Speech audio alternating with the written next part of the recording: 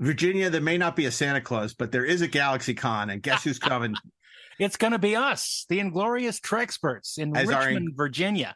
Inglorious Live Tour 2023 continues. Wow. Darren and me, Mark A. Altman, will be in Richmond at GalaxyCon on, when is it, Darren? It's March 24th through 26th. March 24th to March 26th in lovely Richmond, Virginia. And there are going to be a ton of great guests, but none of that matters because we're there. We're there. We are a ton of great guests.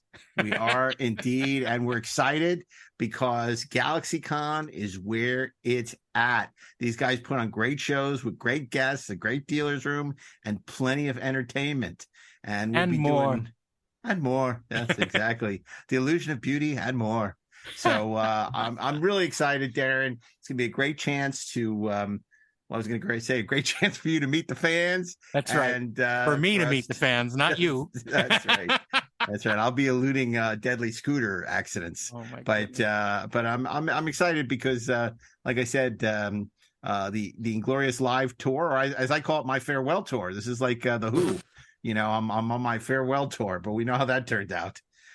They've been on the same farewell tour now for 50 years. That's right. 40 years. That was a Godfather reference. Godfather 2, actually. Yeah, he died of the same heart attacks. But it's gonna be great. Jodie Whittaker is gonna be there. Rosario Dawson, Kevin Smith, Bill Shatner, Brent Spiner. No, this is Columbus.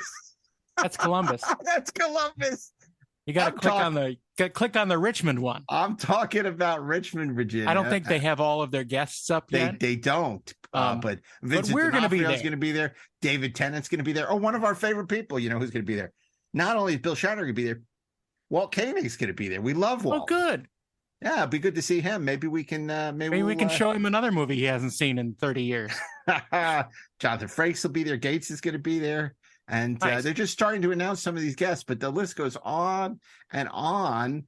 And it's going to be, Mariel Hemingway from my favorite movie, Manhattan. Nice. And maybe if we can moderate a panel with her, I guess she's there for Superman 4, but we can talk about personal best in Manhattan. I think they'll go over the heads of the audience. They'll be like, what's going on here? Sarah Douglas is going to be there. We haven't seen her since Lola's. Yeah. Superman, that'll be great. Mark Pillow, Nuclear Man, is going to be there. Nice. And of course, the great Barry Bostwick will be there, star of such great legendary movies as Megaforce. So it's going to be a ton of fun. We're going to be there. We hope you'll be there too. Check out GalaxyCon.com for all the details, and we'll see you in Richmond, Virginia this March. Hey, Darren, have you heard about Treksperts Plus yet? Heard about it. We've done it. It's amazing. About? Of course I've heard about it. It's so cool. You're getting the whole Treksperts experience, but you're also getting a new podcast from us, the Inglorious Treksperts, Deck 78. This is true. It's like hanging with us in the lounge on a starship. But also cool guests talking about cool subjects. Trek adjacent topics like Alien, Battle Beyond the Stars, RoboCop, Logan's Run, The Black Hole. You name it, and we'll be there. Who knows? There might be a little one about The Godfather someday. Oh, that'd be fun. Maybe I want to do that. Be able to refuse that. They won't, indeed.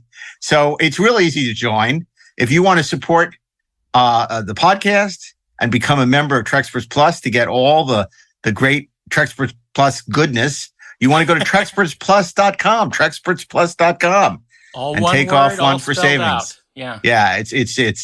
You can sign up. It's very easy. And then from there on out, you can enjoy the full experience and you can be find your way chosen. to Deck 78, the hidden deck of the Starship Enterprise and the Inglorious Treksperts, where we hang out. Well, yeah, it's all good. Join us. The trekspertsplus.com.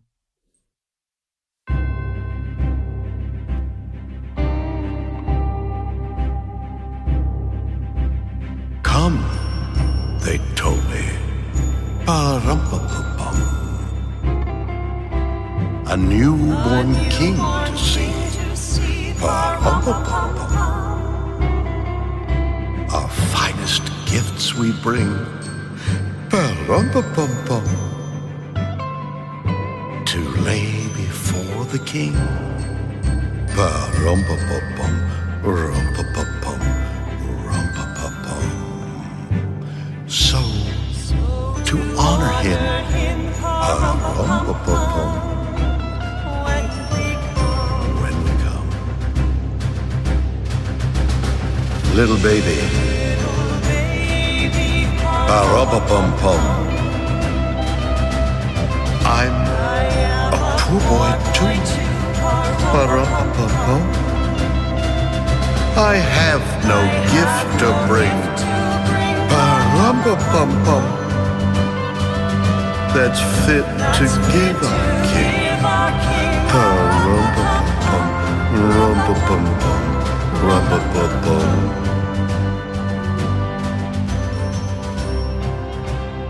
Hey, this is Mark A. Altman. And this is Darren Doctorman. And Ashley Edward Miller. And we are the Inglorious Treksperts. And are we going to have a merry old time? Because you know who's here, who's returned to the scene of the crime? None other than the host with the most, the proprietor of the Burnettwork, and a large figure in the world of science fiction, fantasy, and horror. It's none other than director, writer, editor, commentator Robert Meyer Burnett is back with us. Oh my God, another year has gone by. Can you believe it? No, but I actually look forward to these shows. Me too. Because they last longer than the rest of my life is going to last, probably. You know, I have to admit, I'm gonna admit something. Don't tell anybody. I enjoy doing these too. They're fun. And I think even after I retire next year, I will come back for the holiday specials if you gentlemen are kind enough to invite me. I can't imagine doing it without you. I can't imagine inviting you back. Mark, who will succeed you? I don't know. We're going to bring in a series of guest hosts like they did on Siskel and Ebert when Siskel was ill and they had all these guest hosts with Ebert. But I can promise it will not be Harry Knowles. I hope you succeed. We're just going to audition people. It'd be maybe Christopher Walken will come and do an episode with Darren. I don't think he will. Oh, okay. He's very busy. He's very busy. He's a busy man. Maybe Sean Connery will come. No. Gene Roddenberry? Probably not. We'll see. These are all people that are very expensive, Mark. You're cheap. That's true. So fascinating because, of course, we had many great holiday specials. We began a few years ago with the holiday special devoted to the greatest Star Trek episodes of all time. We continued the saga with greatest Trek moments of all time. We continued with last year's highly acclaimed, which we just wrapped up last week, right. The 101 greatest sci-fi movies of all time. And here we are with our new 2022 Inglorious Treksperts holiday special, and it is 101 greatest Star Trek characters of all time.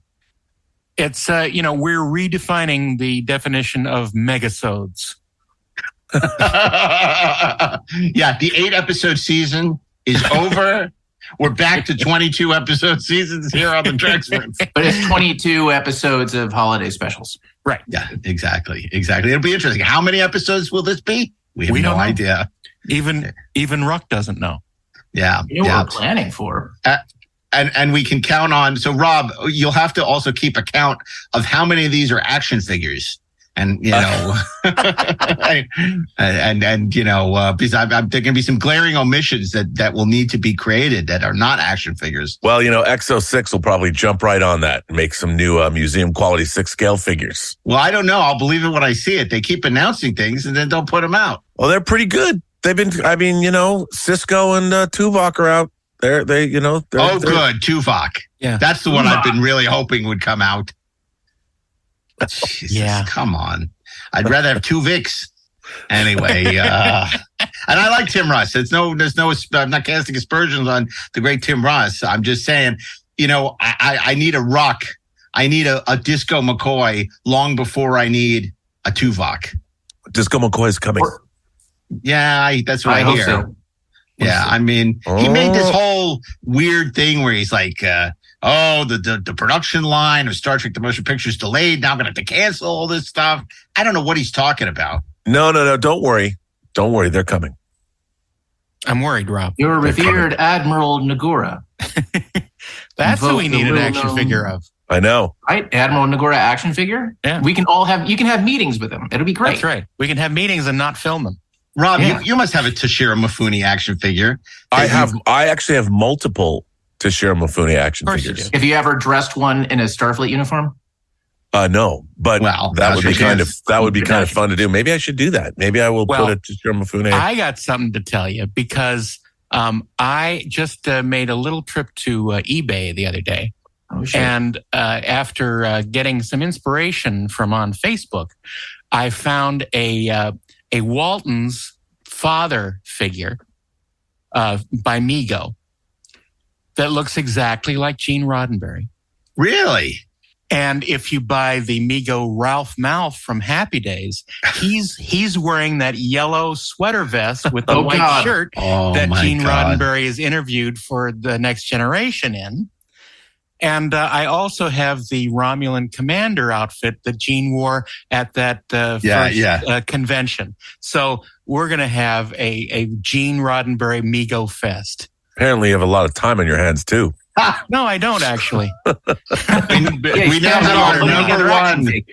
We have our number one character on our list, Gene Roddenberry from the Waltons. The Gene Roddenberry. Good night, John Boy. I thought he was going to say I got a Richard Thomas to do my Battle Beyond the Stars action figure. No, I'll leave that to you. Is John Thomas? Wait, what? What? I don't know. You just. He's doing his The Americans collection. He was good, The Americans. Hey, so Rob, did you get the new Quentin Tarantino book? Yes, but I haven't cracked it yet. It's good so far. That's what I hear. There's a lot about pretty maids all in a row, so I was very happy. By the way, I have not confirmed this myself, but apparently in Shatner's Doom book, he talks about free enterprise. That's news to me. I hadn't heard that. Somebody tweeted it out. I have not looked to see if that is true or not. A lot of kind words about free enterprise lately. It's out there in the zeitgeist. Yeah, we got to get it out there again in the zeitgeist. Yeah, exactly.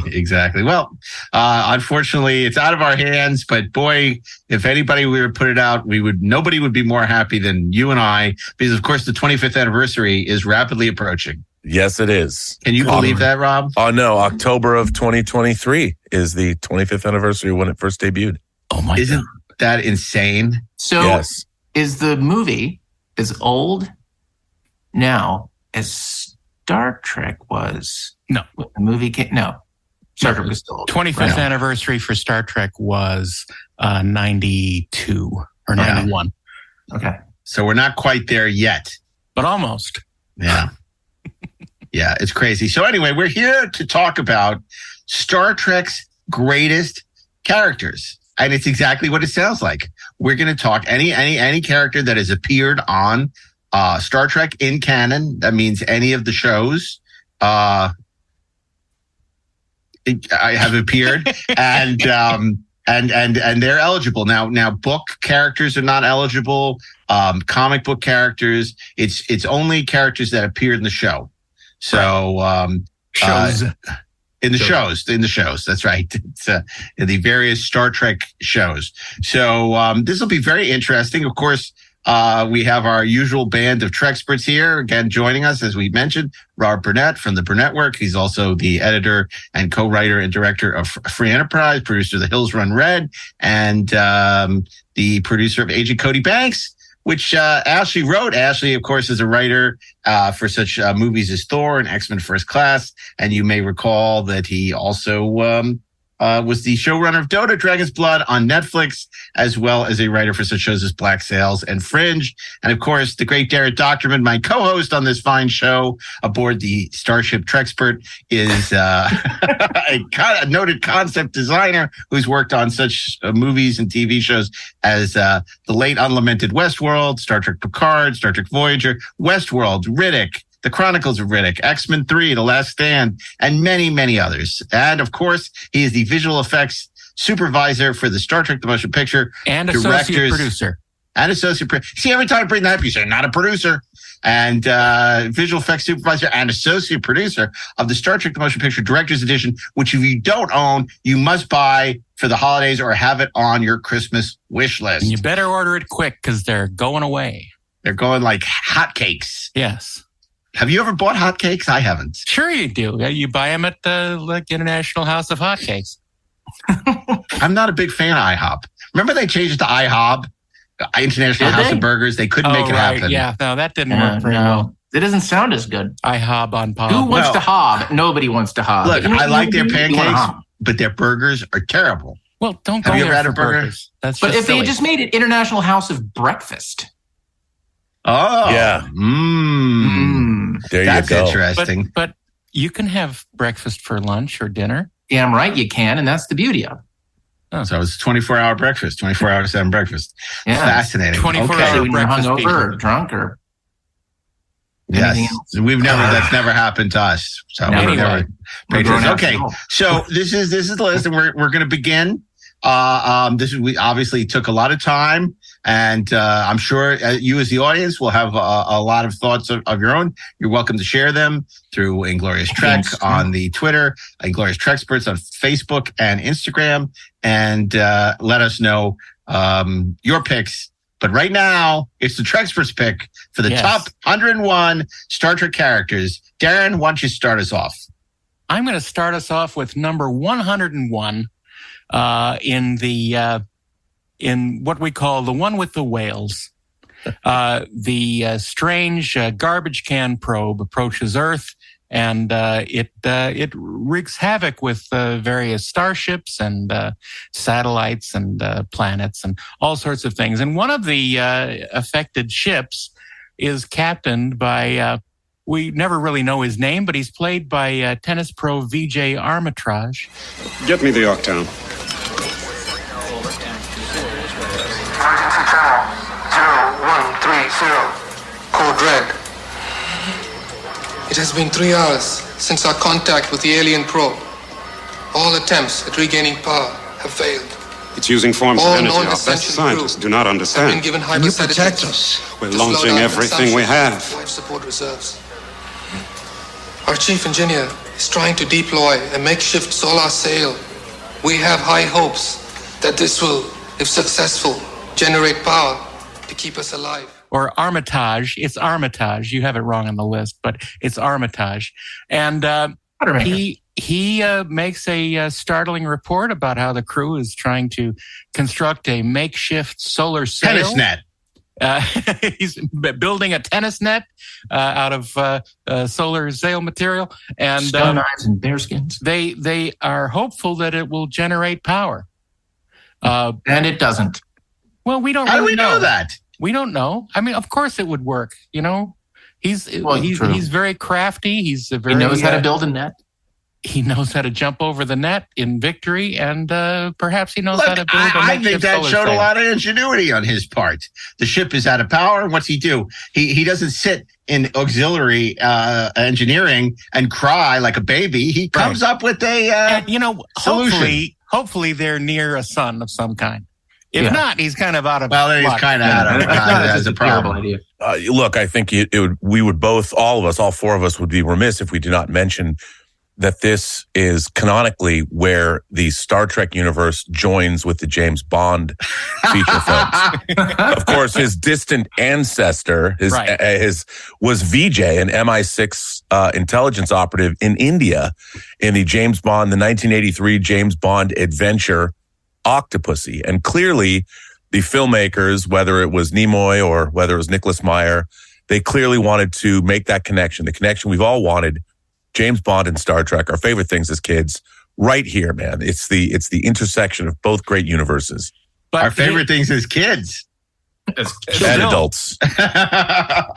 I will say that Vijay is voted the saddest starship captain ever.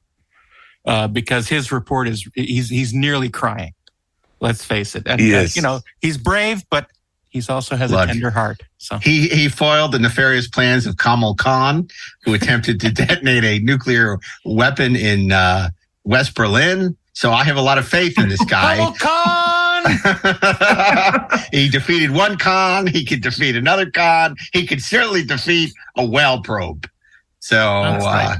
and he was very His fate is unknown. His fate is unknown, much like the Kingston Trio he could and the still be FDA. out there looking out for the rest of us.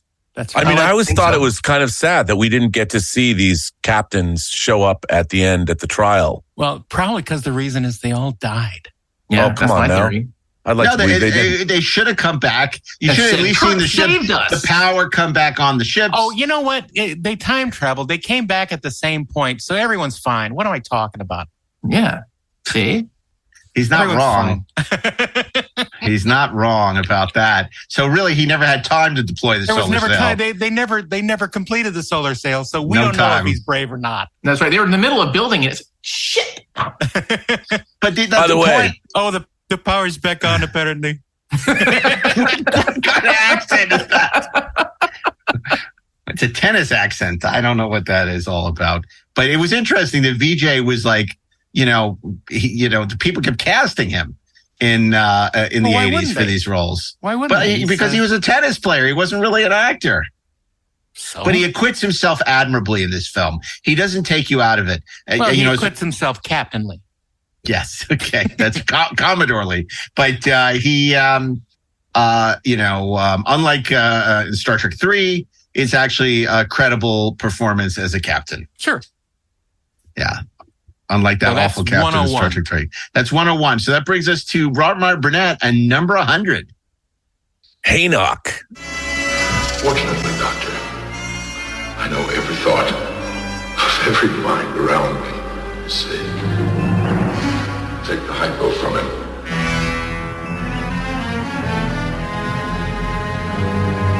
And inject him with it.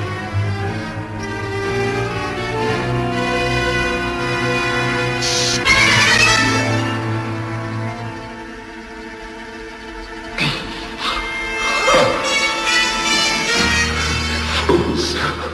I'll simply transfer to another place, another body.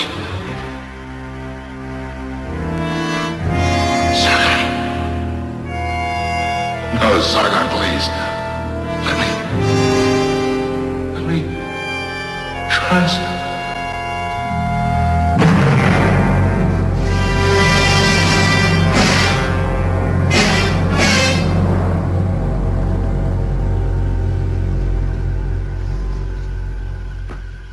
Spock. My friend Spock. Haynock. Well, let me tell you about this. You're probably wondering who Haynock is. Haynock. What would you say if I told you Haynock was played by none other than Leonard Nimoy? I know you're asking yourselves, listening out there, going, wait, what? Well, of course, in the 20th episode of the second season of the original series, the episode Return to Tomorrow gives us three aliens, Sargon, Thalassa, and he's an antagonist, Haynock. Yeah. And he's kind of villainous. He's beyond antagonist. You're right. Isn't it pronounced Haynock? Haynock, like Enoch from Not Haynock. It is a play. The sleep stack from the future. It is a play on Enoch and Haynock, whatever, from the Bible. Okay. But anyway, what I love about this character is it is a tour de force. I mean, a lot of people always talk about William Shatner playing Janice Lester in Turnabout Intruder. But I would say that one of the great ham it up, I'm having a good time Star Trek turns is Leonard Nimoy in this role, playing the villainous character from an ancient civilization that has been there. They only exist in energy form of a long dead civilization that would like to be revived. They would like to live again. And they get to inhabit the bodies of our Enterprise, some of our Enterprise crew, and Haynock is in the body of Spock. And I have to say, even as a kid, I loved watching Leonard Nimoy vamp it up. He is having so much fun. I think he smiles too much in this episode because he just is enjoying smiling. Because he can. Yeah. And the way he plays around with the script everybody, and he messes around with them. And it should be known that Diana Muldaur plays a role in this, plays Thalassa, and it is and of course Kirk is Sargon, and Ann Mulhall is the name of the character that Dr. Ann Mulhall is. Have the name no of the character. fear, Sargon is here. And I have to tell you, this is a classic Star Trek trope. When some of our principal characters are inhabited by aliens, this is something that is played throughout most Star Trek shows. And I think this is one of my favorites because it's romantic. I mean, Sargon and Thalassa love one another, and Henoch, it's just such like Hebrew. It's a delicious turn. And I mean, you don't get to see many characters that are as dastardly as Henoch is. And I love this character. Yeah, it's funny. I don't love this episode, but I love the risk is our business speech. And I love that scene where they come in the sick bay and the receptacle with Spock has been destroyed. And there's like the musical sting. It's like, oh my God, Spock's brain is missing. Yeah, no, it's got some, I mean, it's just I always found this episode really interesting. There's something about it. The voices, the way they do the treatments of the voices of Sargon and Henoch and Thalassa. And there's just something, I mean, this is a bottle episode, even though they do beam down to an alien planet in the beginning. There is something about this episode that from a science fictional standpoint, I always liked it. It always felt like they truly discovered something in this episode, and it led to, I thought, a very compelling episode of Star Trek. They absolutely discovered a lost race of table lamps. Yes. Yeah. But it works. It works. I mean, those who leave the table lamps down here. And the fabulous scene after Sargon had done his magic and the two remaining receptacles were destroyed is really shocking. It is shocking. It is. Well, he's very villainous. And that's what's so great, because you see the range of Leonard Nimoy. Because, everybody talks about Brent playing all these different roles in Next Gen. But, no Leonard one talks about that. in Masks and Lore and whatever, and B9, B12, whatever he is. And B12. And, Henoch, it's like Leonard, you look at This Side of Paradise, you look at Henoch, and you look at Amok Time, where he's, he has such range, for a role that's supposedly, unemotional and one note. There's so much range to what Leonard does in all these episodes. So it's really great to see where he gets to break out of that character as Spock and do something, which in this case, is quite disturbing. He does definitely what he does with the voice. It presages his role as Paris in Mission Impossible, because it's Leonard, but he's different, and he's kind of like goes undercover as this evil guy. And the premise of the consciousnesses being in the Spencer Gifts receptacles is pretty cool. Yeah, love it stuff. Yeah, it's good stuff. Good acting. So that brings us to number 99, and Next Generation joins our list with the character of Cyrus Redblock. Remarkable. Is this a two-way passage? Can one enter your world and return to this one simply by stepping through? Oh, yes. Allow us to help Mr. Whalen, and we will return with the item. You really are a scamp, aren't you? Do you actually think I'd stay here You and are wait? going to go through yourself, sir. That is not possible. One look at you, sir, is proof that anything is possible. Step aside, Mr. Hill. I'd shoot you myself. But I don't want to deprive my assistant of his greatest pleasure. After we're gone, kill them all. Make sure the bodies are never found. You're insane. You think you can kill a cop and get away with it? Why not? I've done it before. Come on, Mr. Leach. Au revoir, and bonne chance, mon ami. Our destiny awaits.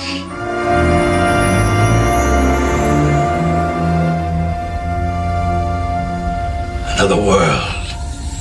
A whole new world of plunder. What is this? What are they doing? They can't do this to me. Don't they know who I am? I'm Cyrus Redblock! Cyrus Redblock! Cyrus Redblock from the episode The Big Goodbye. This was the Sidney Greenstreet inspired noir antagonist, who in the Dixon Hill story, he is the nemesis to Dixon Hill. It is a take on the Maltese Falcon and a lot of other great like Philip Marlowe and Sam Spade and type of storytelling. But it's played by a great noir actor, the wonderful Lawrence Tierney. Lawrence Tierney in the 90s went through this sort of career resurgence thanks to Reservoir Dogs, where he played the guy who put the robbery together in Quentin's movie. But of course, back in the noir era, he was the star of such movies as Born to Kill. Now he is one of these classic sort of man's men, and he was a big drinker. And one of my favorite stories is, first of all, he was drunk most of the time when he was doing this episode. What? But at one point, he was pretty out of it, and he's leaving the lot, and they usually you have to give your pass, your lot pass back at the guard gate before they raise the fence and the arm and you could leave. He just drove right through it. He just and then they almost lost him from the episode because they had to convince them that he could finish the episode, because they were like, this guy just like ran through the guard gate at Paramount. Well, you wouldn't want him to be a Cyrus Roadblock. Then I'm done. Oh. But he really has a lot of fun with Tracy Torme's hard-boiled dialogue, and is such a great part of that episode. And it's a great homage to those sort of classic noir. But it's certainly in this case, it very much is Sidney Greenstreet in The Maltese Falcon. But it's great. And he's chewing the scenery and having a lot of fun. He's a sort of Peter Lorre accomplice as well. And it's a really fun episode. It's certainly one of the highlights of the first season of Next Gen. I'm sorry. He also played Elaine Bennis's father on Seinfeld. Oh yes, he did. Who scared the hell out of Jerry and George. But I have to say, one of the things I really love about, I think The Big Goodbye obviously is one of the highlights of season 1 of TNG. But I do love the end of the episode where Cyrus Redblock actually steps out of the holodeck and he's actually on the deck of the Enterprise, and he starts musing that there's a whole new universe out there.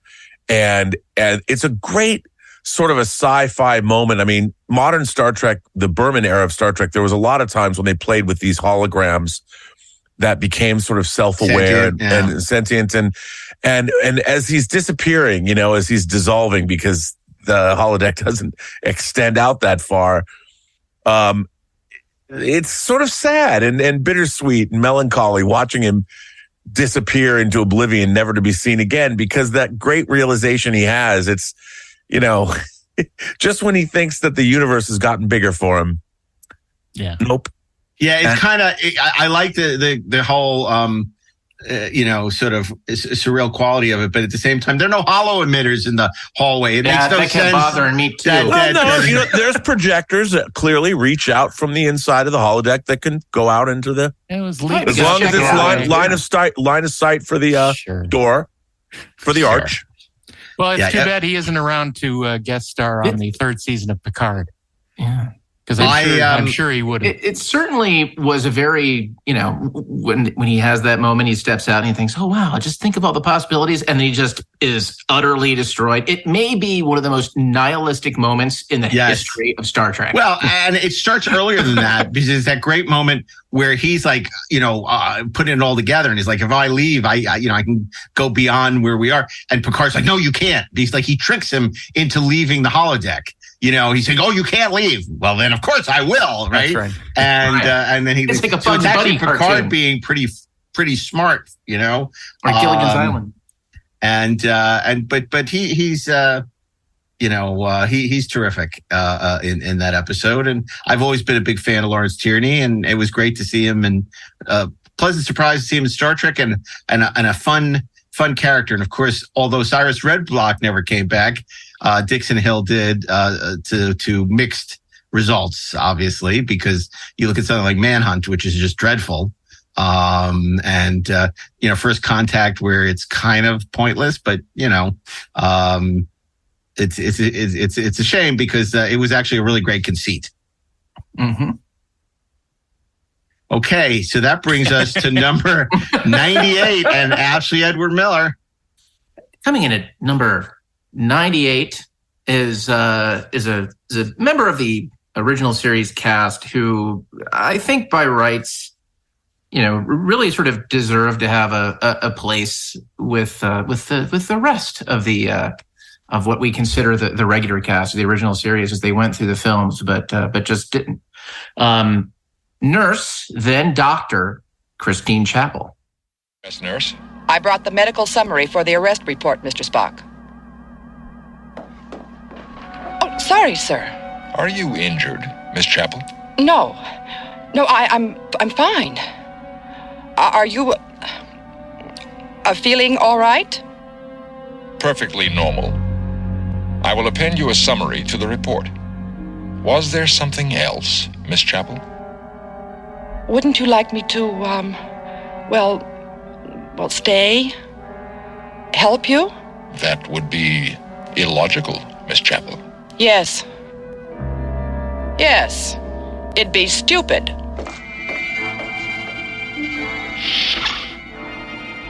Dr. Chapel. Dr. Chapel. We actually, it's funny, we see her as late as Star Trek IV, sitting around in Starfleet headquarters, but she actually first shows up in the Naked Time. One of the big runners with her was, kind of bringing out, I think the emotions, or at least highlighting the emotionlessness of Mr. Spock, because she kind of had Vulcan fever, as they say.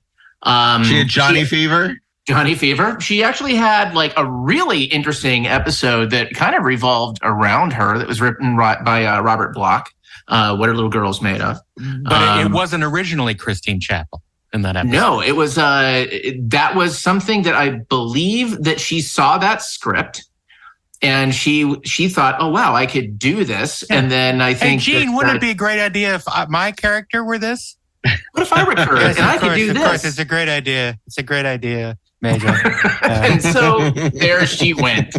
But, she felt, very prominent. It's funny. We'll talk about some of these characters, but she was definitely on that list of characters that I would have imagined would have had life after the original series, and just for whatever reason didn't quite. I think we know why. Because, there was a lot of antipathy towards Gene among Harv Bennett and the new crew. And so they certainly weren't going to, use his wife more than sparingly, and there was no great hue and cry from the fans to include her. So, I think if she hadn't been married to Gene, there would have been a better chance of them using her more than the fact that she was, his wife. Because the politics. Yeah. It should be noted that she is one of the characters that appears again very recently on Strange New Worlds. Obviously not played by Majel Barrett, but you can't. I have to say that I really like Jess Bush on that show. Yeah. I just don't think she should have been Christine Chapel, because there's nothing in that portrayal that has in any way anything to do with the character that was established before. But that said, I think she's actually very good on that show. Yeah, mm-hmm. I agree. And I like the costume. I like the white. It's redolent of like a Bob Fletcher kind of costume. I particularly like Majel's turn as Dr. Chapel in the motion picture, because she apparently, when she steps on the bridge to treat Chekhov, she's never seen an injury before. Because her reaction to it is, it isn't very consoling to Chekhov when the doctor is wincing at what she's seeing. So I just found it very interesting. But she has seen pneumatic micropumps right here. Well, yes, absolutely. And a a bunch of little cells and magical sort of pumps and even eye moisture. I mean, which, you know what that means. It means there are other moisture sources from Mr. Roddenberry. Well, it's so interesting because, of course, Chapel was not a character that initially had been conceived for the show. But, after number one was written off the show, played by Majel Barrett or Major Lee Huddock. Major Lee Huddock, right? That he quickly created Christine Chapel to pacify his mistress. But at the time, they weren't married. At the time, they were, yes. Yeah. And I love when you read people talking, well, we put her in a blonde wig so the network executives... No one would know. The executives wouldn't recognize it. We thought about a mustache, but we thought maybe that was too far. So we never realized that was the same actress that you tried to cast in The Cage. Can you imagine trying to get away with something like that? Just the sheer audacity of it.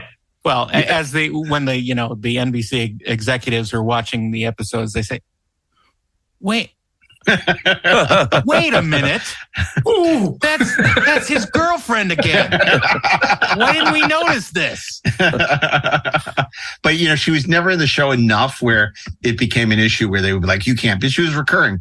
But, I do remember, I think it was Ande who was talking about the fact that they cut Nichelle's salary, right? To give Christine, to give Majel more money. Yeah. It's like, boy.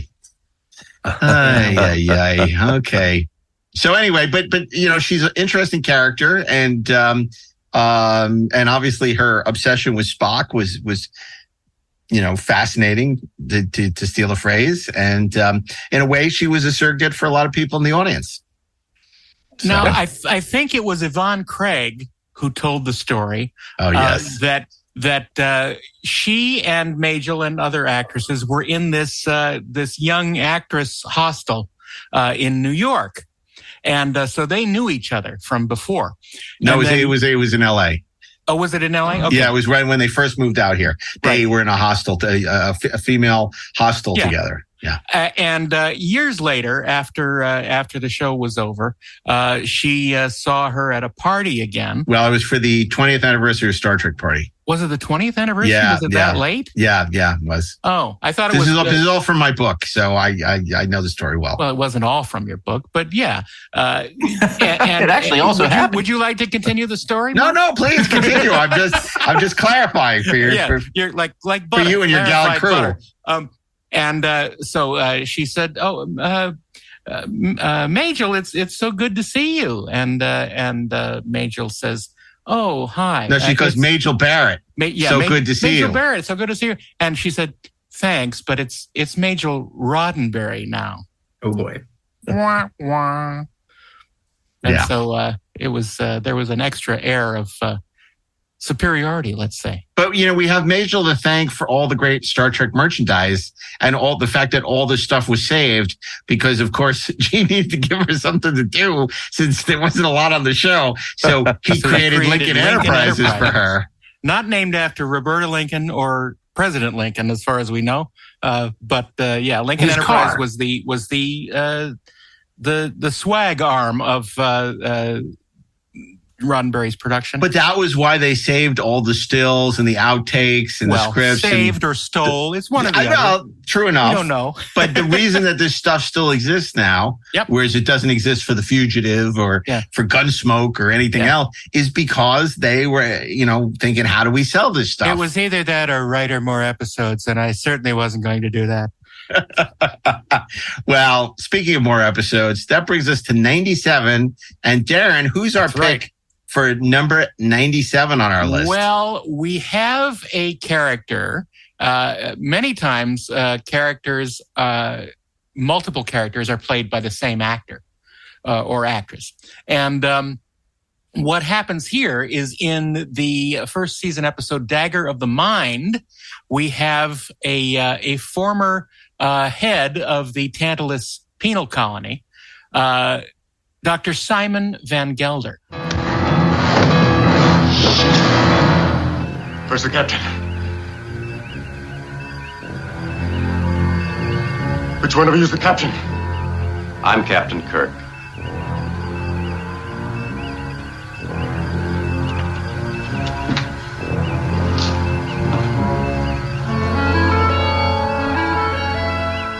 name is Van Gelder. I want asylum. At gunpoint? I want your promise first. Your word that you won't take me back there, to Tantalus.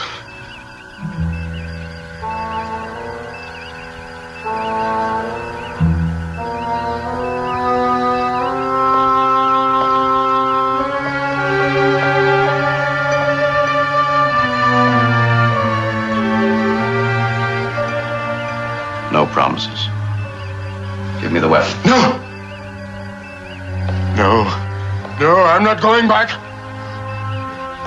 I'll disable your vessel first. You choose, Captain. I'll destroy your control panel.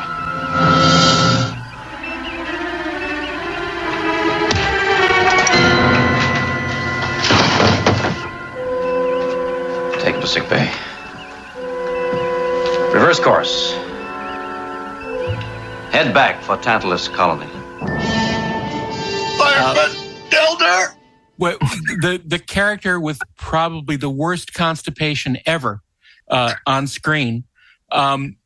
He is played by the wonderful Morgan Woodward, who, of course, was in many Western shows and played, unsavory characters. Well, this time he's sort of the hero in this, the sort of pained hero of Dagger of the Mind, because he is the first victim of the neural neutralizer, and it made him crazy. And we don't know exactly why Tristan Adams caused this. Maybe he was jealous of them. We don't know. But it turned his brain into mush. And through great force of will and the help of a Vulcan mind probe, he's able to sort things out and be able to tell the crew of the dangers of Dr. Adams and his Chamber of Horrors. And what a great performance by Morgan Woodward, the first Vulcan mind touch that happened. And because Nimoy show us on the doll where the Vulcan touched it. Show us on the action figure. There is no action figure.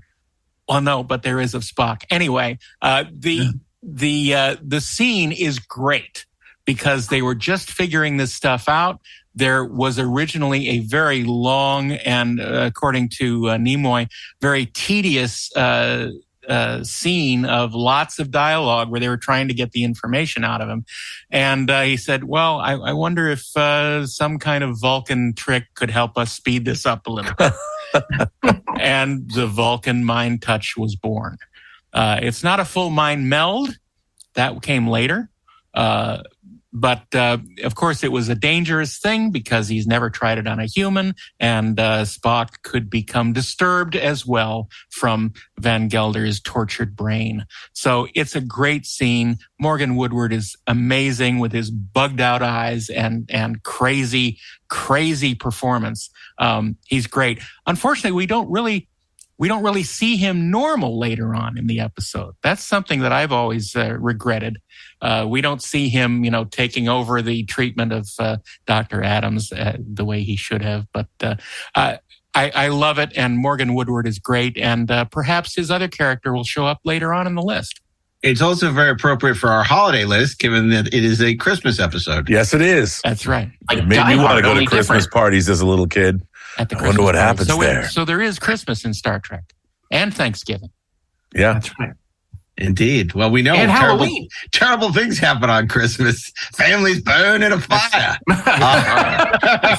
Merry Christmas, everyone. Where's Tiny Tim? Dying fire. Picard's roasting on an open fire. Oh, boy. God. Oh, jeez. Okay. Horrible. Well, that brings us to Ashley Miller and number 96. Ho, ho, ho. Number 96 is, I don't want to say this character is a guilty pleasure in any way, shape, or form. But this particular character is off the beaten track for Star Trek in many ways. Although we spoke earlier about Lawrence Tierney and the tragedy holographic character and how those characters emerged later in the Next Generation and later in other series. And this particular character is, I think, one of the most successful. He is neither hero nor villain. He's just a guy, baby. He is just a guy who hangs out in a casino, and he understands human relationships. He knows a little thing about love, and he can really sing. Can you dig it? He's cool. Vic Fontaine. Great set tonight, Vic. Thanks. Lots of familiar faces in the crowd. Did I see Ram and Lita out there? They came for a while. What do you think about moving the crap tables over to the south wing and expanding the slot machines out into here? Good idea. I'll think it over. But we're supposed to meet with the architect tomorrow morning. Not anymore. It's time for you to go, kid. Go where? You know where. It's time to end the program. But we've got work to do. We have a casino to build. No, we don't. This is just a fantasy. It's not real. It's real to me, and it's real to you. And don't say it isn't. I know better. You're right. It's very real to me. But I'm a hologram, Nog. I'm not a person. Till you came along, I'd never been on for more than 6 or 7 hours straight. I know. And now you're running all the time. Isn't it great? It's incredible. Since you've been here, I've slept in a bed every night, gone to work every day, had time to read the paper, play cards with the boys. I've had a life. And I have to tell you, it's a precious thing. I had no idea how much it means to just live. And now I'm going to return the favor and give you your life back.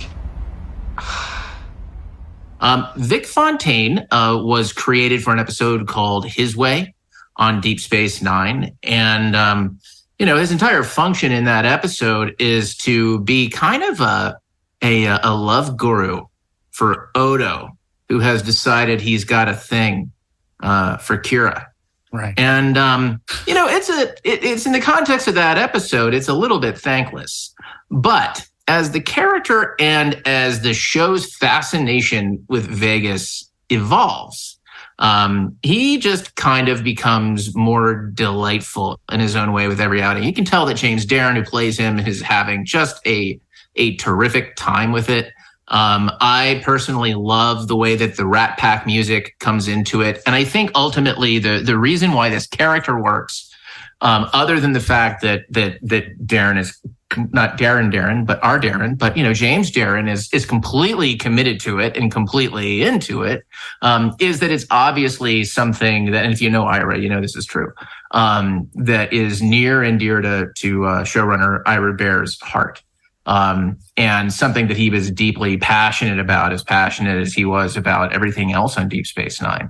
So it was just a great, entertaining blend. It was very unique to Deep Space Nine. It's something that I think in lesser hands or more cynical hands probably would not have worked. I think that if this was something that he had to pitch to anybody who was not afraid of him, they probably would have said no. But since everybody was afraid of Ira, they just said yes and let him do it.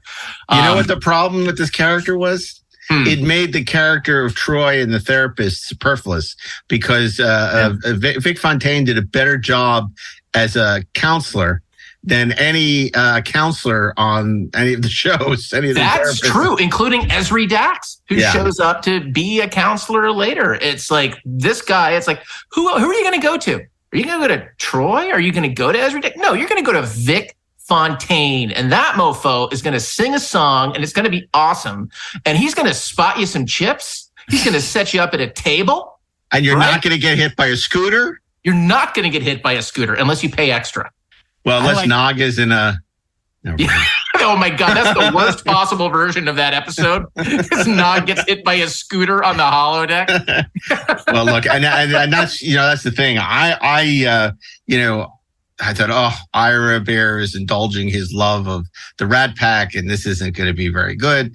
And obviously, it turns out to be something really special in the hands of that wonderful Sluggers Row of writers, because you get episodes like It's Only a Paper Moon after Nog is wounded and loses a leg, and has to, and he goes into the holodeck or the holosuite to escape reality. And, Vic Fontaine, played by Jimmy Darren, is so terrific in that episode. And it's a really moving, wonderful episode. And, so many people who've actually dealt with PTSD talk about how that episode perfectly captures the feelings that they were having. And, it's really impressive what they ended up doing with this character. It was a character that really sneaks up on you.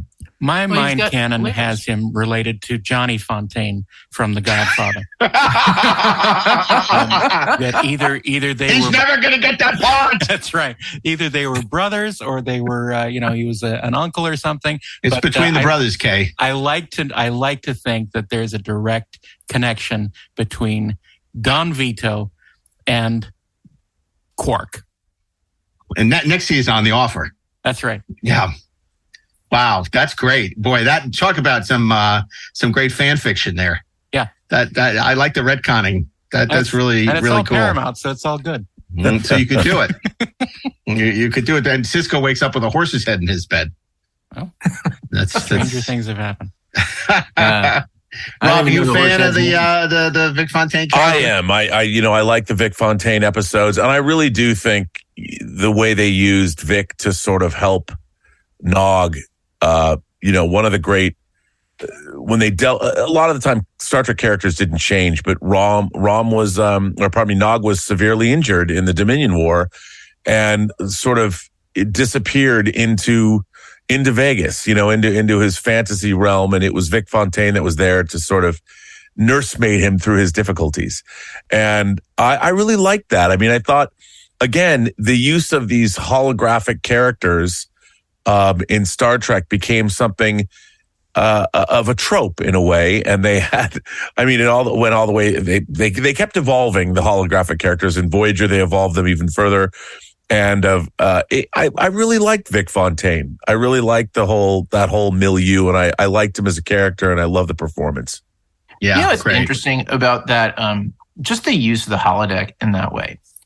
And the specificity of using Vegas is that it takes kind of a holodeck trope, right? Which is that characters use it to work through whatever freaking issue they've got one way or the other. But it's always something that's fantastical, right? It's something that's not grounded. And it's almost it's almost too many steps removed from anything that's involving like a real human emotion or an addiction. But the second that you're walking into Vegas and that, Nog is losing himself in that world, it's something that we can all understand and is much closer to a metaphor for the way that people will lose themselves, to drugs, to alcohol, to gambling, to whatever. And I think, having worked with Ira, it's something that kind of came up. Even we were working on The Twilight Zone. There was an episode that was kind of all about Vegas and gambling and all thit's he's coming by it honestly in this storytelling. And I think that's one of the reasons why, It's Only a Paper Moon feels so real, and why Vic is so effective in that episode, because I think Ira is channeling something that, we can all emotionally touch. Yeah. Speaking of the holodeck in something upcoming in Star Trek that has yet to air, there's something about the holodeck Avengers. No. There's something about the holodeck, a canonical use of the holodeck that had never been touched on before, that I thought was genius. And you'll see what that is, but it falls along the lines of something that you were just saying. Well, I would be so sure, because by the time this episode is over, Picard could have aired. We have Picard season 4. No, but I'm just saying. I thought that there was nothing more to be said about the holodeck, but there is, and really interesting. Okay, well, we're going to stay on board Deep Space Nine for number 95. Number 95, Mark, just like Darren had said, it's always interesting when actors come back to play multiple roles in Star Trek. Obviously, William Campbell played Trelane and also played Koloff in Trouble with Tribbles. Here's another instance of that, bringing back an actress that we first saw in the 6th season of The Next Generation. In an episode I've always loved. You've always wondered, well, why are there so many humanoid-looking aliens in the Star Trek universe? Well, this actress, Salome Jens, played the ancient humanoid in an episode called The Chase. And they brought her back to become the face, as it were, the chief antagonist. Face. I don't know. Not much of a face. The leader, she was appointed by the Great Link. I guess it was appointed by the Great Link to lead the Dominion charge against the Alpha Quadrant. I'm, of course, referring to Salome Jens as the female changeling from Deep Space Nine. I've come for Odo. Can you help him? Only the Great Link can help him. Leave him with me, and you may return home unharmed. I can't do that. A founder has given you an order. You will obey it. I'll let you know when I need you. I understand your concern for Odo. I feel it too. Then let's not stand here and argue. Just tell us where we need to take him. The faster we get moving, the better off he'll be. Your loyalty to Odo is commendable. I will not stop you from accompanying him on the rest of his journey. However, I'm sure you understand my reluctance to reveal the location of our new home. Commander, I must ask you to surrender the helm. Amatagon will guide your ship for the remainder of the voyage. Captain? My terms are not open to negotiation. Commander, give him your seat.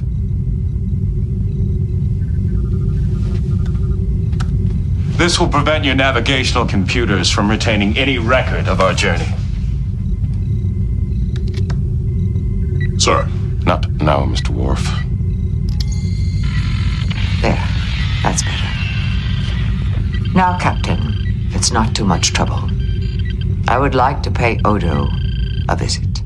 And she was in 14 episodes of Deep Space Nine, beginning in The Search Part 1, which was the episode that immediately follows the Jem'Hadar, with the shocking ending of a Galaxy-class starship destroyed by a kamikaze attack from the shock troopers of the Dominion. And, of course, Deep Space Nine had teased the Dominion, and we didn't really know much about them. And the ending of The Search and of Search Part 1 and 2, pretty shocking. We were off to the races. And of course, Salome Jens came back and led the war effort on the side of the Dominion. And I had been a fan of hers. It was really funny because I didn't make the connection when I first saw Next Generation, but Salome Jens was Rock Hudson's love interest in John Frankenheimer's movie Seconds in the 60s that I really loved. And I loved her performance in that. She had sort of this ethereal quality, and her line delivery, I loved the way she portrayed this character she was not really grounded. Like she was disdainful of any of the solids, in the way, but she it wasn't a monotone that she spoke in, but it was this sort of very quiet, direct way of speaking that had a sweetness to it, but also you knew she would cut your throat if she needed to. She was basically like a kindergarten teacher who'd been doing it for 30 years. Yes. Yes. I mean, and I thought she was terrifying. And what was really interesting is they used her in a very smart way. Rather than having to see a chancellor addressing thousands of people in some square, she was just one person. Yeah. And it was a very, from a production standpoint, it was a really smart way to have one character represent an entire race, the Great Link, and she had some great interaction with Odo, trying to get him to come back to the Great Link and I loved all of her appearances. And then they showed you what Starfleet was going to do to all of the changelings by infecting her. And of course, Odo had this disease. They were going to commit genocide, against the changelings. And you really saw it with her, they put her through the ringer. And I thought it was a great use of, I mean, there was a lot of great things about Deep Space Nine's latter seasons, but she was definitely one of the highlights for me. And again, a recurring character, 14 episodes of the show from season 3 through season 7. I don't think she was in one of the seasons. She wasn't in, I think it was season 5 of Deep Space Nine. She doesn't appear in, but she's just terrific. And I really loved her. She defines one of my, I mean, everyone talks about Gul Dukat, but I think that Salome Jens as the female changeling is one of Star Trek's great adversaries. And I love her. You know, there you see the banality of evil. You know, Dukat is the Gestapo, right? You know, right. And you know, but you know, with Salome Jens, like you said, she's very ethereal. You know, what's so great is you think about her in Seconds is Rock Hudson's love interest, and it's just like it's amazing. You know, and that makeup is terrific that really Michael Westmore does, and. It's very effective. And of course, I'd much rather see an action figure of her, the Jem'Hadar, than Chakotay or Tuvok. But we'll get, you know, not to get back to that again, but it's like, come on. It's like enough with the principal characters. Do like the interesting characters. If you did the Sculpt Devoto, you'd already have her. So.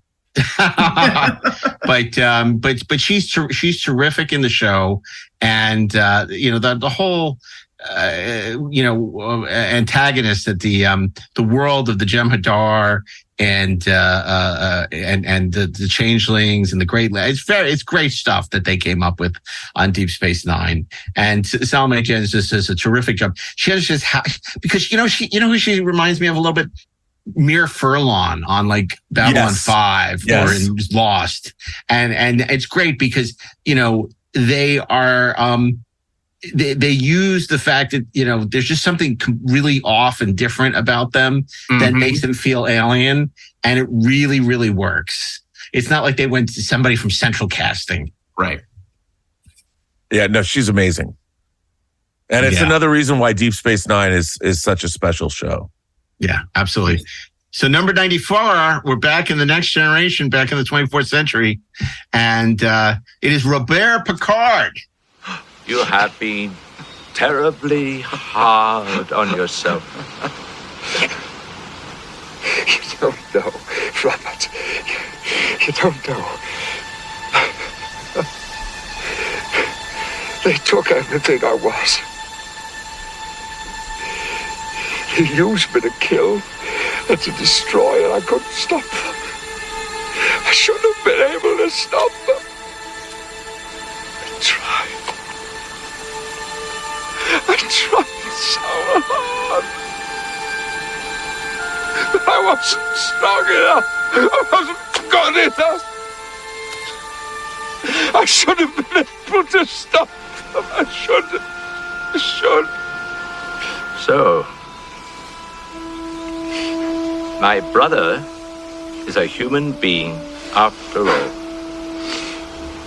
This is going to be with you a long time, Jean-Luc. A long time. You have to learn to live with it. You have a simple choice now. Live with it below the sea with Lewis, or above the clouds with the Enterprise.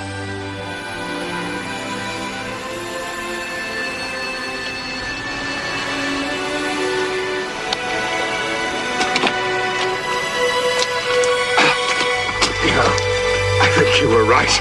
After all, I think I did come back so that you could help me. You know what? I still don't like you, Jean-Luc.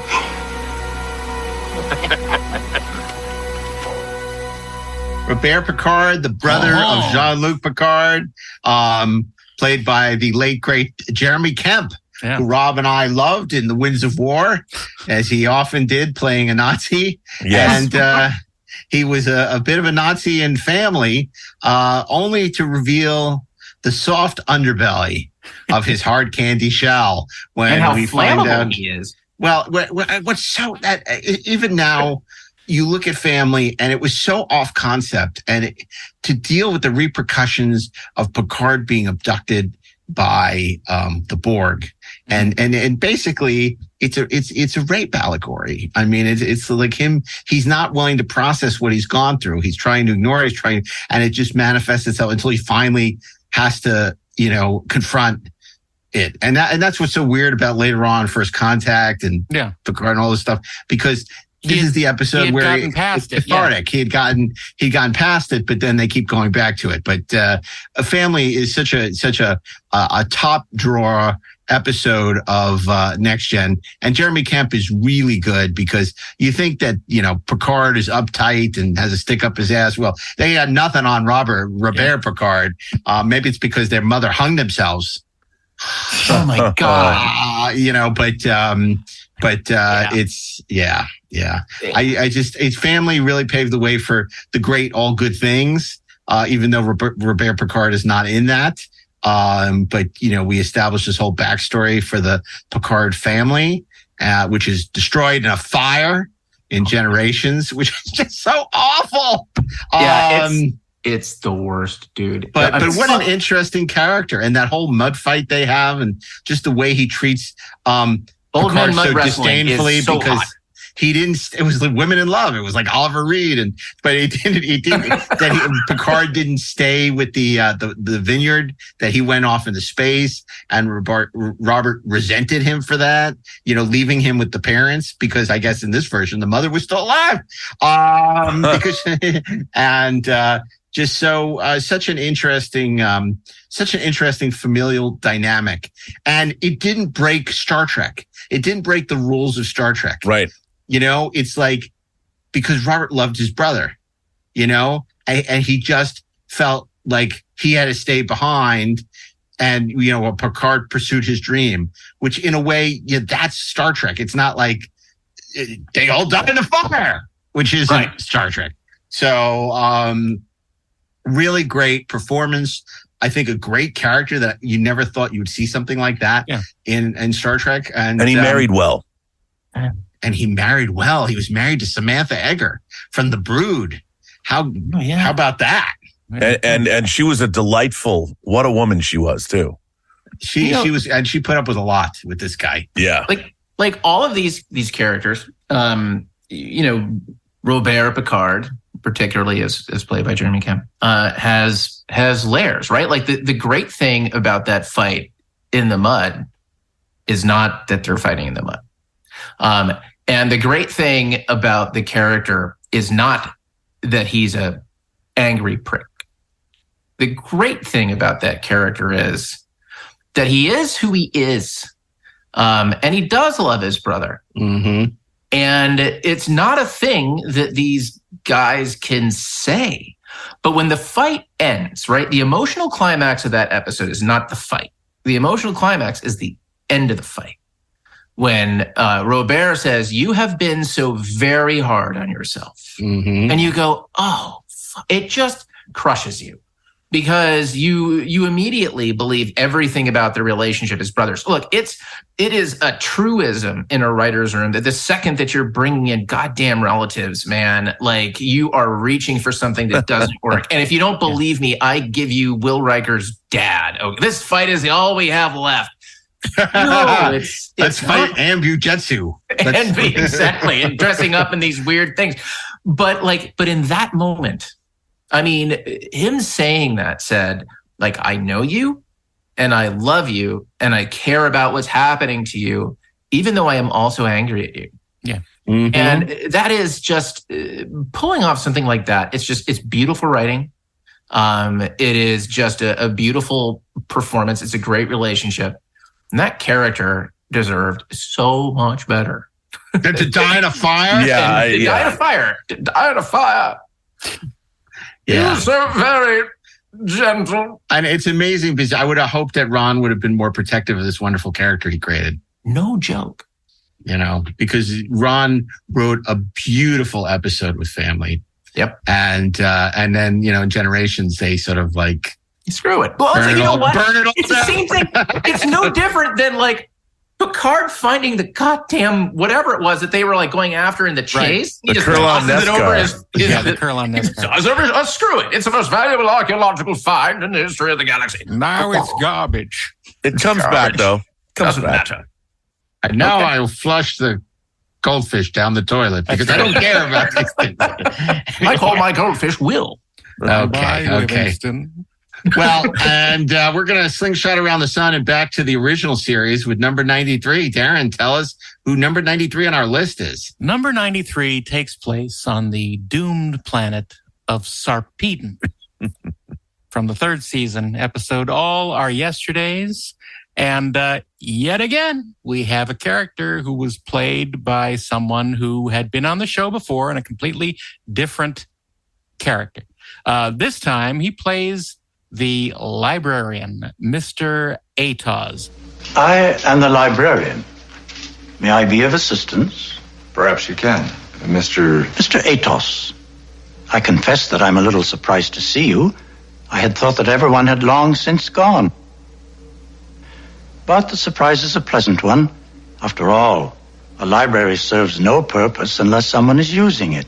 You say everyone is gone? Where'd they go? It depended on the individual, of course. If you wish to trace a specific person, I'm sorry, but that information is confidential. No particular person, just people in general. Where did they go?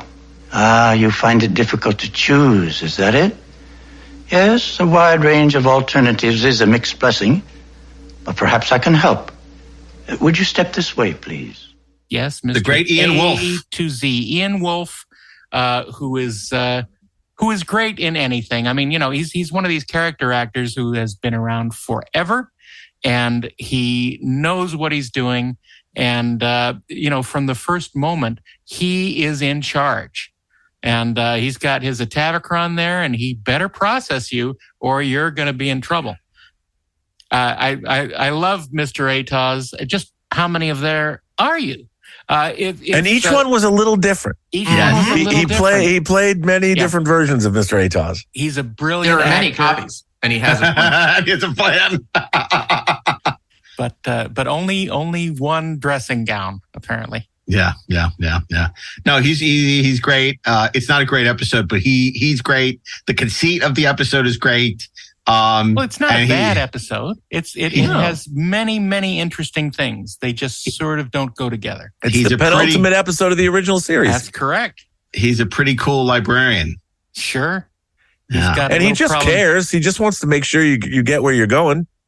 Yeah. I've always wanted one of those disc players. Me too. Well, let me ask you an episode. Let me ask you guys. I'm going to ask you a question. So, Mr. Atos, he has all the episodes of Star Trek on Sarpedon. The world is about to be destroyed. You could jump into any episode of Star Trek. Which episode would you each pick? Now, remember, Yesterday's Enterprise may be a great episode, but I don't think you really want to be there. Yeah, you won't live long, fortunately. Oh, I know exactly which one I pick. I think I would go to Shore Leave. Because I'm going to Captain's Holiday. I'm going to Space Seed because they would revive me and I would get to live in the 23rd century. Your sleeping chamber would malfunction, right? No, not mine. Yeah, I was not part of it. You'd be like, what was your name? I could do those big stretching exercises. What we got out didn't live long, fortunately. You'd be like Stewart. Fortunately. That's right. And now you're changing the terms, man. There's Robert Meyer Burnett. He was to be the new Adam. well, fuck it. Okay, well, that brings us to number 92 and Ashley Edward Miller. Coming in at number 92, it's a character who features prominently in Scott Mantz's favorite episode of Star Trek. Metamorphosis, originally portrayed by actor Glenn Corbett. Yes. There's a little bit and later returning in the movie series in what I think is, and look, it's not tough, but unquestionably the best of the Next Generation films, Star Trek First Contact. Zephram Cochrane. Do they have to keep doing that? It's just a little hero worship, Doc. Tell you the truth, I can't say I blame him. We all grew up hearing about what you did here, or what you're about to do. You know, I probably shouldn't even tell you this, but I went to Zephram Cochrane High School. Really? You know, I wish I had a picture of this. What? Well, you see, in the future, this whole area becomes an historical monument. You're standing almost on the exact spot where your statue's gonna be. Statue? Oh, yeah. It's marble, about 20 meters tall, and you're looking up at the sky, and your hands sort of reaching toward the future. I gotta take a leak. Leak? I'm not detecting any leak. Don't you people from the 24th century ever pee? Oh, leak. I get it. That's pretty funny. The inventor of the warp drive. And look, it's funny. Technically, discoverer of the space warp. Okay. Yes. He's the discoverer of the space warp. And also a fan of Magic Carpet Ride, which I think is ridiculously important. He's a big Steppenwolf fan, yeah. 100%. And who's not? And Roy Orbison. Yeah. You know, what I like, what I, kind of find interesting about this character, and I try to, look, I try to reconcile it in my head, right? Because what you have to remember is that on the timeline, First Contact comes first. And then Metamorphosis happens. Right? Even though in the series, Metamorphosis comes first and then there's First Contact. So clearly, Zefram Cochrane, when he was discovering the space warp and he was breaking the warp barrier and all that cool stuff happened, he was kind of rock and roll, man. He wore a beanie. He wore a questionable jacket. You could say he was a little bit country, he was a little bit rock and roll. He was both of those things. He was from the East Village, man. He hung out with Alfre Woodard, and that's cool, because she's always looking out for your little ships. And he was a drunk. And he was a drunk. And something happens, okay? He's a little bit older. Something happens. Mm-hmm. So he goes through space at warp speed, gets lost, crashes, finds a companion. Now, if you think about this, if you try to reconcile... Well, he also moved to Alpha Centauri at some point. Corbett, the companion made him look like Glenn Corbett. Well, yeah, she made him younger. Star Midway. Right. It's you know what? He should be handsome, and a little stiff. But he should be... He's the discount Gary Lockwood. Yeah. Yeah, he totally is. Okay, now I have a question for you guys. Yeah? Brandon and Ron deny it, that the character of Zefram Cochrane in First Contact is based on Gene Roddenberry. Of course it is. Of course it is. Yeah. Whether they know it or not, he's absolutely, it's absolutely Gene Roddenberry. Yeah, because especially that scene with the hot tub. Green Roddenberry. And he's got, wait, did they cut the scene with the hot tub or is it still in the movie? Yeah, okay. Marina said no hot tub.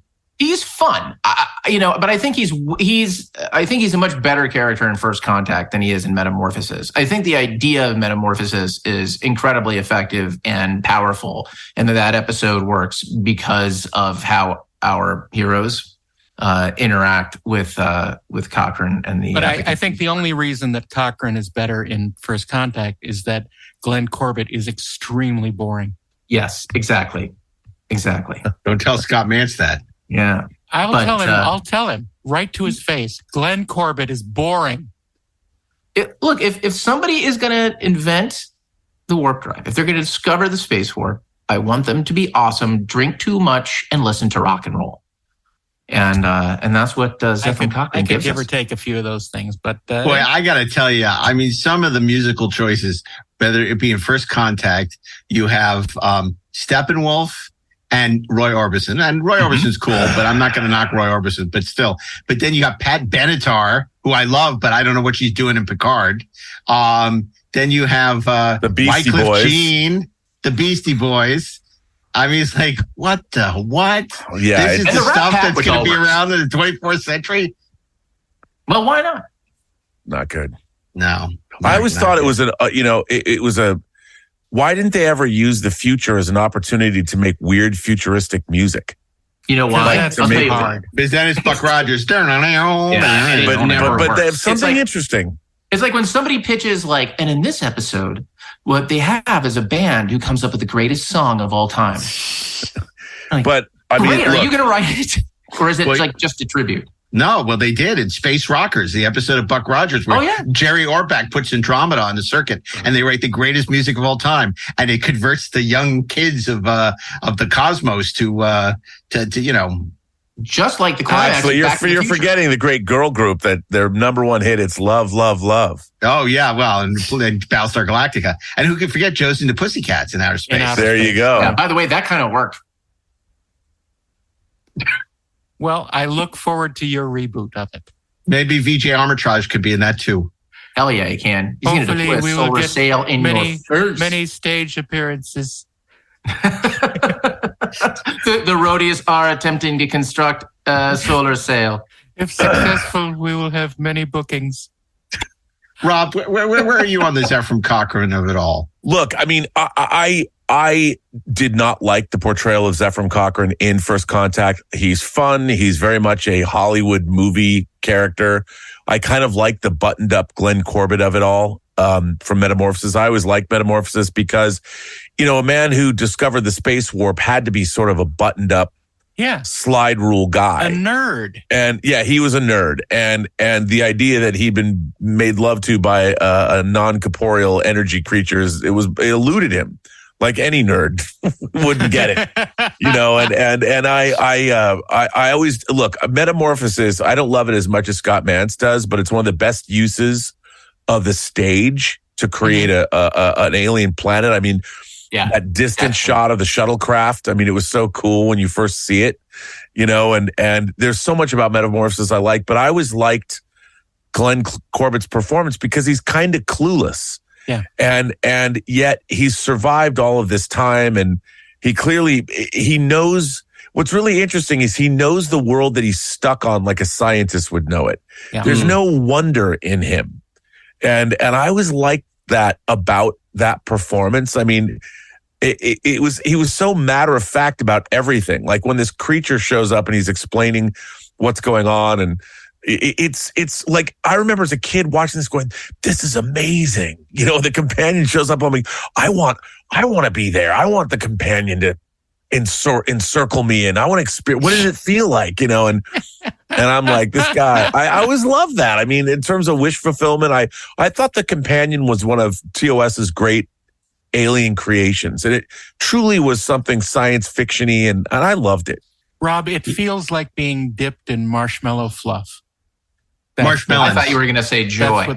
No, that's what the companion feels like. Just well, it's interesting because Jamie Cromwell is more like William Shatner getting off of Blue Origin than Glenn Corbett, who is like the guy who built the Blue Origin. Right. So it's like I definitely think that Glenn Corbett feels like more like a guy who could have broken the But see, I don't know that I agree with that assessment, because I think that there's a certain I don't want to say that it's a cliche, but I would say that it's expected, right? It's like you look at somebody like Richard Feynman, like that dude was a lunatic. Yeah. Like he was angry, he loved life, he loved fucking, he played the drums, like he was a madman. It's like if you're gonna have a character that you want like on a show or in a movie, right? It's like, do you want like the guy who's like really buttoned down to be your scientist, or do you want Feynman? No, look, and if you're going to carry a movie, you want a great actor like James Cromwell and somebody who's larger than life. And I mean, if you put Glenn Corbett in that movie, it would it wouldn't have worked. Already got him. Plus, living in the post-atomic, the aftermath of World War III in Montana, there's not a whole lot to do there other than work on your rocket. It's like, what are you going to have? Steve Railsback is, Ephraim Cochrane. It's not going to work. You know what? No. Steve Railsback would have made a great Ephraim Cochrane. If you're going for the Glenn Corbett, Corbett route, Maybe he'll plant a fig tree. Maybe he'll plant a fig tree. Okay, so that brings us to number 91. And we're back we're rocketing to TOS with Robert Meyer Burnett. Okay, I'm going to make an admission here. When I was in junior high school, I saw a girl. I was in the 9th grade. She was in the 7th grade. Oh. I fell in love with her because of this next character, because she looked just like her. Mm. Now, Star Trek has leaned into Shakespeare from the very beginning. And when Star Trek in its first season, it's never leaned into Shakespeare more than in Conscience of the King. And it's to stagings of Hamlet, to the lessons contained in Shakespeare's stories. This next character was one of, after Nichelle Nichols, might have been my first great Star Trek love. Mainly because she's insanely beautiful. She wears great outfits, 6 different outfits in the show, and she turns out to be absolutely bonkers insane. And I loved her for it. And I'm speaking, of course, of Lenore Caridian. Starlight, star bright. I wish I may, I wish I might. Do you remember that, Captain? It's very old. Almost as old as the stars themselves. And the ship. All this power surging and throbbing, yet under control. Are you like that, Captain?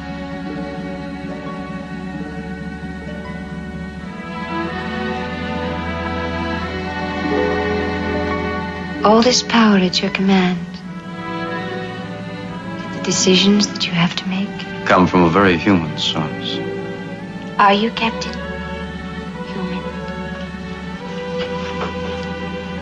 You can count on it. Tell me about the women in your world, Captain. I'd rather talk about you. You must have wanted to perform since the first time you saw your father act. When was that? In the beginning. Tell me about it. That's not fair. You haven't answered my question about the women. What would you like to know? Has the machine changed them? Made them just people instead of women? Worlds may change, galaxies disintegrate, but a woman always remains a woman. All this, and power too. Caesar of the stars, and Cleopatra to worship him. The original My Crazy Ex-Girlfriend. Oh my God. Barbara Anderson played her. And this was a fascinating, when I was a kid, I didn't love this episode, but as I've gotten older, I really love this episode. And of course, it deals with Kirk's past on Tarsus 4, a failed Federation colony. And in this colony, nothing more tragic. Yeah. The governor of Tarsus 4 had an impossible, he because of a famine, he only had enough food. He was Thanos. Well, yeah, he was the original Thanos. The original Thanos. In order to save the colony, he had to get rid of half the colony so the other half could survive. And of course, he did that, and he became known as Kodos, the governor. It was a bad call, Ripley. A bad call. Kodos, the executioner. Kirk was there with a young Kevin Riley. They were on this planet, and in the episode, of course, Kirk goes to visit a friend of his. They're on this planet, and this company of players, led by an actor named Anton Caridian and his daughter Lenore, need a ride, and I won't get into the plot of the episode, but let's just say Lenore Caridian, no one is more captivated, not just the audiences, but Captain James T. Kirk. By the throbbing of the engines. Yes, and Lenore Caridian certainly made his engines throb. And I mean, one of the things about this episode is I love that you see a set, you see a place on the Enterprise you only ever see in this episode. That's right. And it was the observation deck that overlooked the hangar bay.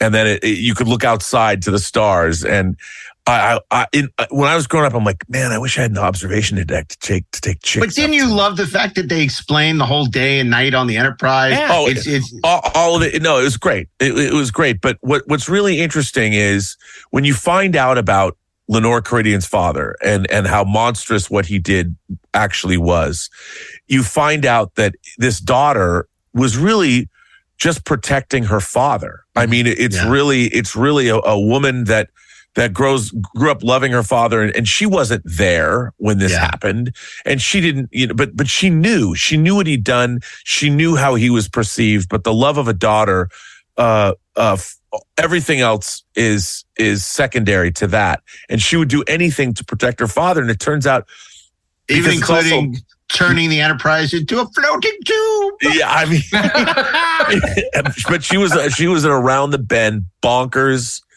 woman. She was cuckoo for Cocoa Puffs. And it's really interesting because now when you talk to people of today, they often cite this episode as being incredibly misogynistic because of this portrayal of this around the bend.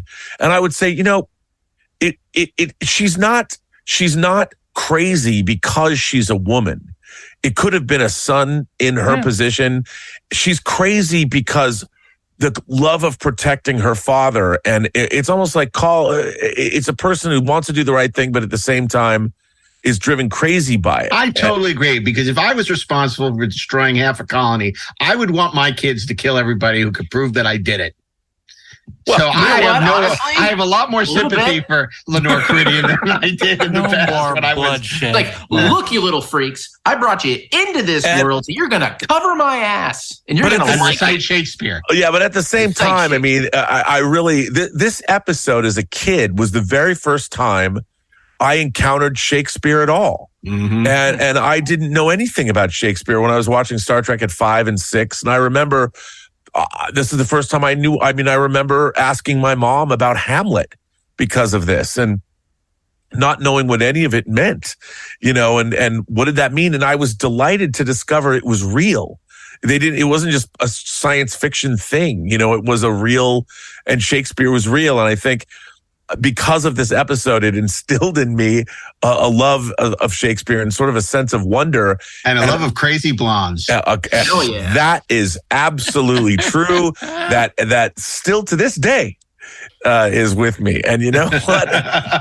all I can say is yes. Yeah, right to Catherine Trammell. All the crazy blondes I've ever loved in my life, I still love, and they're all crazy, and I love them for it.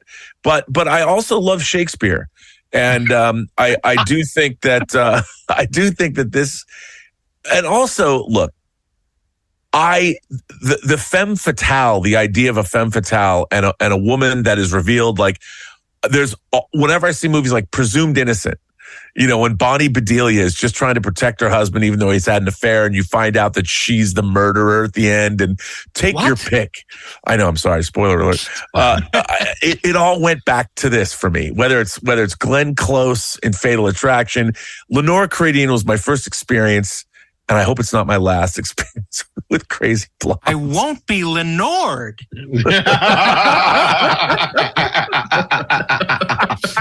Oh my goch! And it also had that great cocktail music version of and the terrible things he did. Okay, so that brings us to the end of episode 1 with number 90. And I'm going to wrap up the first episode of our holiday countdown with the woman that went to her husband and said, I would like to do more than I did in the original show. Christine didn't have many lines. Can you do something cooler for me? And sure, Gene Roddenberry went to Tracy Torme. I'll call them up and have them whip up a character for you. And Gene went into the writer's room and said, find something from Angel because she's up my out here. Happy wife, happy life. And Tracy Torme came up with the concept of Loxana Troy. I should warn you, sir. My mother is a little eccentric.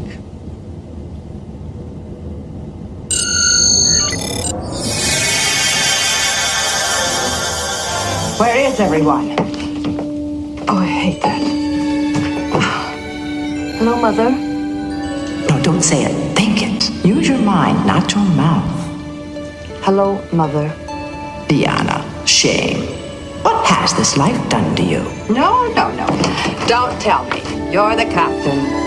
Of course. Your daughter has explained your telepathic abilities. Now, that wasn't telepathy. It was just common sense. Who else would they send to greet me but the captain? Oh, you may carry my luggage. Mother? No, that's quite all right.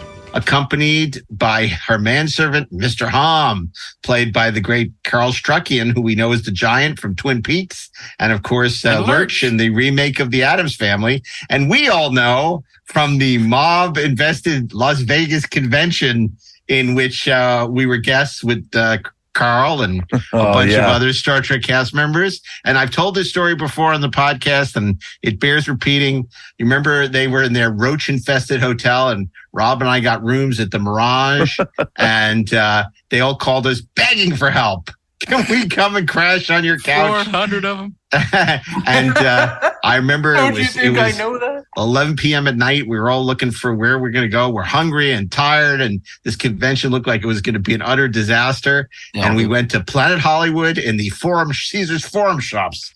And never have I been received like we were that night when the entire the wait staff and the managers came running out because Carl Struckian Lurch from the Addams Family was there, and they just feted us with food galore and gave us prizes and gave us gift bags and comped our meal. And it was like, I think the first time a celebrity had ever walked into their restaurant, and they were so excited.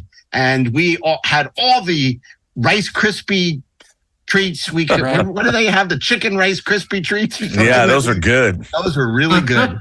But that was an incredible convention because, of course, we went the next day and nobody was there. And then when we went on Sunday, the convention organizer was gone. He's gone. There's nothing we could do.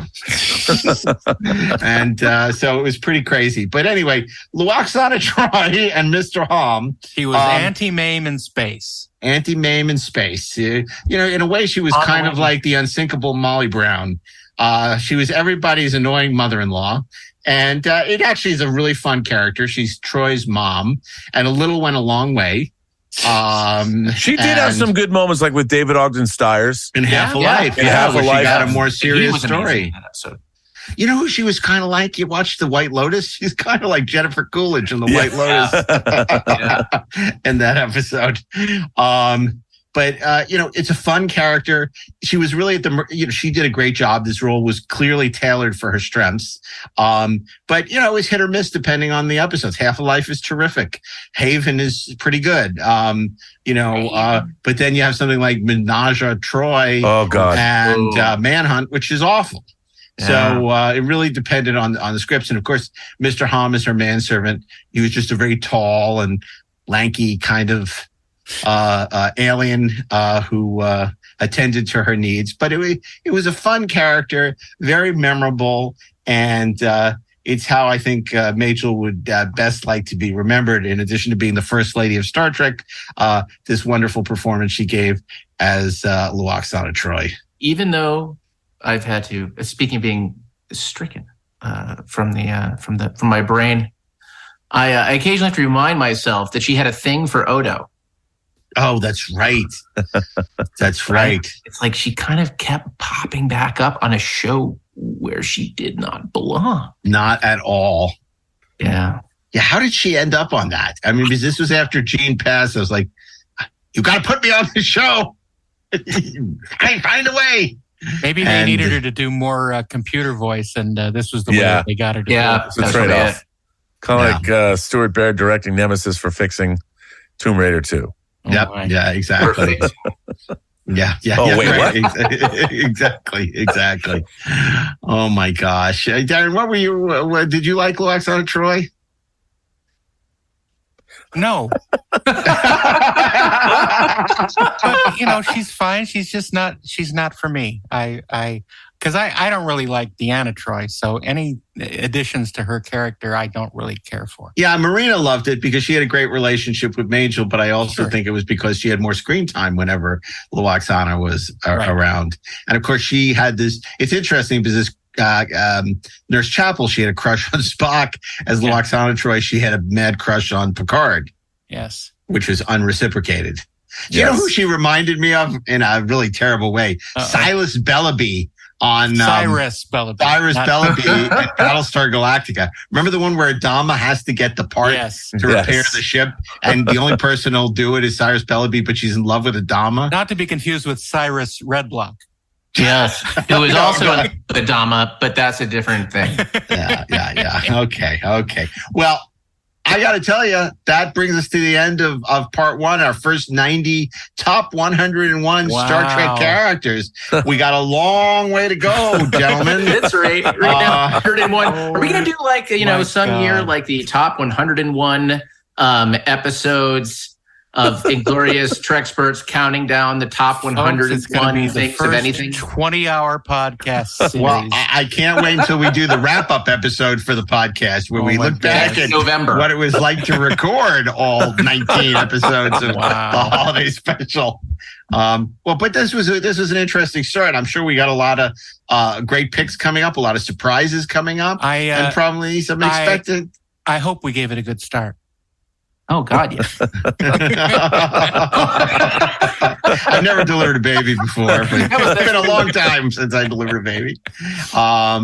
But yeah, no, this is very interesting. And, will we see your favorite characters and your favorite shows represented? Well, the only way to find out is to stick with us and join us for the next episode of the Star Trek Inglorious Treksperts 101 Greatest Character Countdown. Special. I know, the holiday specials. This is really a wonderful, wonderful tradition. And on the next episode, I'll be interested in hearing what you all want for the holidays. So if you'd like to know what's on our holiday list, you'll have to join us for part 2 of the Treksperts Holiday Countdown. And until then, on behalf of Robert Meyer Burnett, Ashley Edward Miller, Darren Docterman, and myself, Mark A. Altman, keep on trekking, ingloriously, of course. Then he smiled at me, pa-rum-pa-pum-pum. Me and my drum, pa-rum-pa-pum-pum. Pa-rum-pa-pum-pum-pum, ra-pa-pum-pum, ra-pa-pum-pum-pum. Me and my drum. Pa-rum-pa-pum-pum, pa-rum-pa-pum-pum.